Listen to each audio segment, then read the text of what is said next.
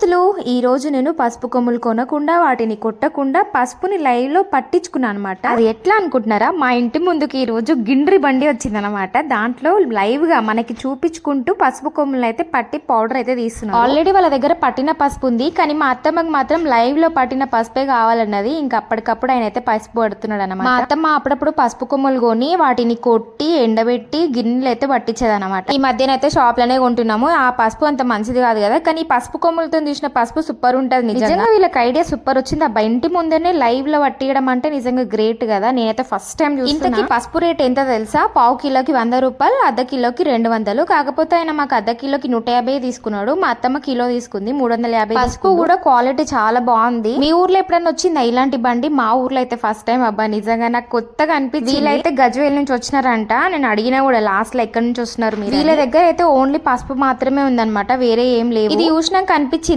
మిరపకాయలు కూడా మంచి ఎండబెట్టి ఇట్లా ఇంటికి తిరిగి పట్టిస్తే ఎంత బాగుండని. ఇంతకి మీ ఊర్లో కూడా ఎప్పుడైనా ఇలాంటి బండి వచ్చిందా? మీరు కూడా తీసుకున్నారా? ఎట్లున్నది క్వాలిటీ? మంచిగా ఉందా లేదా? మా అత్తమ్మ ఉంది కాబట్టి తీసుకున్నా. ఆమె అయితే కరెక్ట్ గా చూస్తుంది అనమాట మంచిగా ఉందా లేదా అని. లేకపోతే నేను ఉంటే మాత్రం అసలు తీసుకునేదాన్ని కాదు. ఒకవేళ ఇలాంటి బండి మీ ఇంటి ముందుకు వస్తే తీసుకోండి. నిజంగా చాలా బాగుంది పసుపు అయితే. అండ్ పట్టిన తర్వాత ఎండబెట్టండి కొద్దిసేపు, ఎందుకంటే అప్పుడే గిండ్రి పట్టిస్తారు కదా, వేడి వేడిగా ఉంటది అనమాట. పసుపు ఎండబెడితే కొంచెం మనకి పొడి లాగా వస్తుంది, లేకపోతే ఉండలు కట్టేస్తాయి లోపల. ఒక కిలో తీసుకుంది, నేను ఒక అర్ధ కిలో తీసుకున్నా. ఈ అర్ధ కిలోనే నాకు చాలా రోజులు వస్తుంది. ఇక తీసుకపోయి ఎండబెట్టాలి.